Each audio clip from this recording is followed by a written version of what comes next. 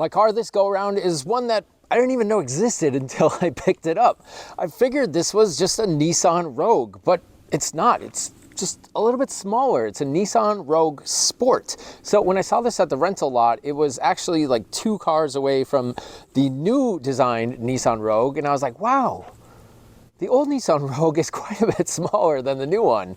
Well, because I wasn't looking at a Rogue. This is the Rogue Sport. I kind of compacted version of the Nissan Rogue, similar to like the Mazda CX-5 and CX-30. They have very similar designs. The average person probably wouldn't even know. Like I said, I didn't even know this car existed.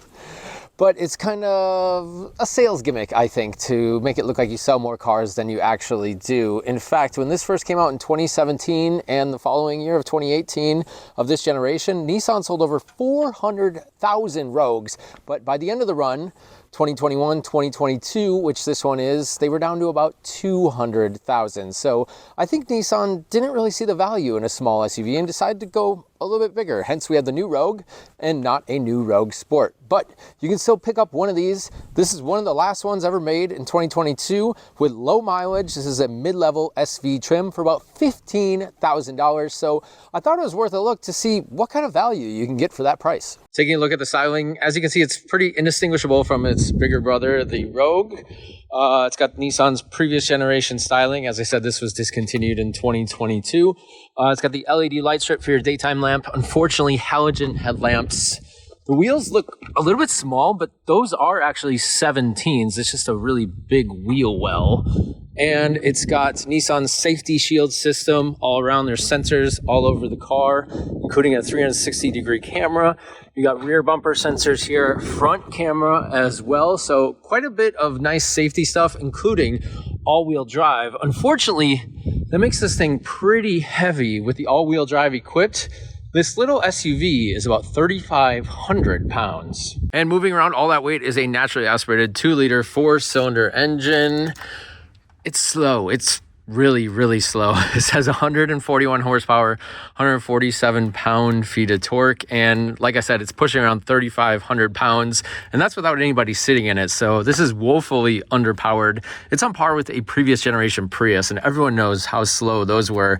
Although the Prius has been trying to change its reputation, the new one is actually pretty quick. This does have a sport mode though, through a variable transmission, which I hate, a CVT, but it actually makes it kind of fun. I want to show you the difference between the normal driving mode and sport mode right now. Let's see how sporty this thing really is. I just have it in the standard mode. I'll do a 0 to 60, pedal to the floor for you so we can check it out. Let's go.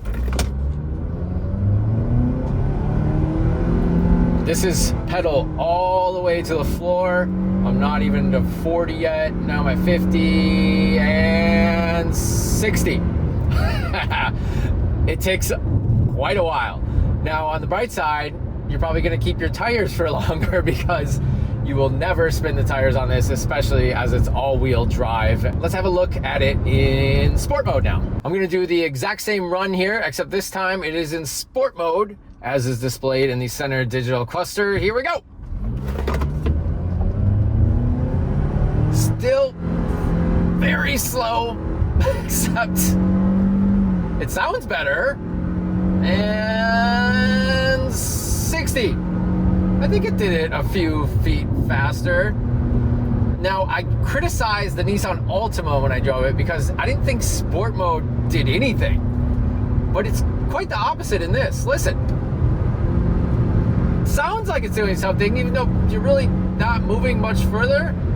But sport mode, I found, is kind of fun when you're in traffic because it's jerky and it'll actually push you around a little bit, and it feels like the car's doing something.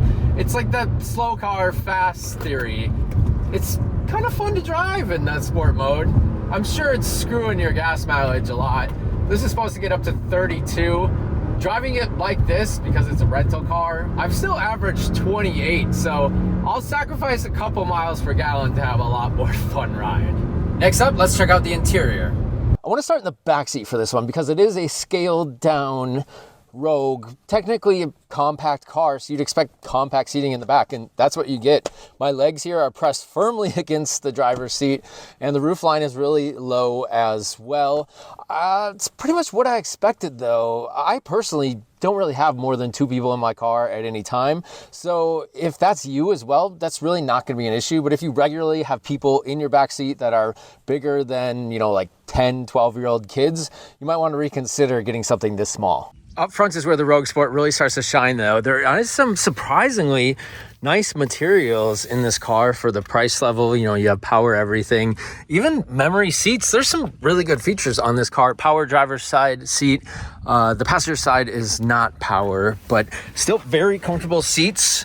They are kind of leather trimmed with a cloth center. I think they look pretty good. And over on the side here, some of those features I was talking about, heated steering wheel along with heated seats where you get 2 levels there. So that's nice.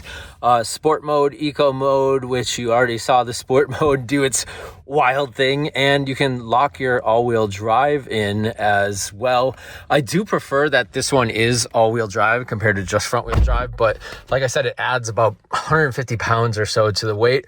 There's a nice steering wheel, sporty. It is the Sport. It's got the flat bottom on the steering wheel, plenty of buttons for everything, and in the center you still have some standard gauges like a tach and speedometer, along with a digital display in the middle. I'll crank that on so you can see that. You get to see your beautiful Rogue in the center stack, and pretty much everything you need to do, like safety wise, through the middle. This has Nissan's safety shield, which gives you essentially lane keep assist, radar cruise, all the stuff that you would expect in a modern safe car. It's not the best system I've ever used, but it's definitely not the worst. That belongs to Hyundai and Kia. I can't stand their safety systems, but this one's pretty good. Just about on par with everything else you find. The center here, it does have CarPlay, Android Auto, all that stuff. It's a pretty good size screen. I don't need a giant screen across the whole car. One that comes to mind is the Ford Edge I recently drove. It's too much. It was all screen, and I just don't need all that. And it actually still has climate control buttons, which I appreciate. That Ford Edge did not. You had to do it all off the touchscreen. But this is nice. Perfectly fine system for everything you need. You got dual zone climate control and all the things that you would expect. Down below, you do have a USB port. Unfortunately, there's no USB-C for the new phones, but that's easily solvable because my phone uses a USB-C. You just get a cable with that on the other end. Standard cigarette lighter, which I still like to use the 12-volt outlet for some things. Parking brake, auto hold, and thankfully, a standard column shifter, even though this is a CVT. I drove the new Nissan Pathfinder, and that thing was ridiculous to figure out. I don't know what's wrong with these. They've worked for several decades, and they're totally fine.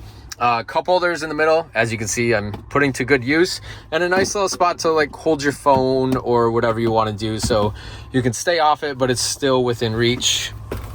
Standard USB, 12 volt, once again, no USB-C. And some storage. The side pocket doors have a cup holder on each side, so a total of 4 cup holders up front. And then the glove box is pretty decent size. Let's have a look at the camera systems on this car, because there's some features I didn't expect to find at this price level. It's really nice. First of all, if you hit this camera button here, you get a view of the front camera. So it has rear and front and a 360-degree view, which I still don't understand how that works, but it's pretty cool. The only thing, like I said, I don't mind that the screen is smaller, but when you split it up like this, it makes the screen really small, especially backing up. It's kind of like you're squinting at it to make sure you're okay. But also, not just a front, you get a side camera so you can see how close you are to the curb there. That actually comes out of the side view mirror. It's placed right in the bottom. So a really neat feature there. And obviously, when you put it into reverse, you get a backup camera like that. You can see this is the bumper here, and you get guides to turn left and right as in pretty much any other car, but you get that side view mirror still too. If you hit camera again, you can get a full view. Like I said, this might be easier if you don't need the 360 and you're not in like a super tight spot. Maybe just do the full screen. but you can do the 360 again as well right there. Pretty nice feature for a car at this price level. So as I mentioned, it has a CVT transmission, which I'm definitely not a fan of. It seems to work fine and smooth when you're driving, but when you're transitioning between forward and backwards, it's really slow to react. Like, it kind of gets jerky when you're going through it. It takes a second, you kind of gotta give it a second, and then you're good to go. It's just a little frustrating, but it's the way it is when you got a CVT.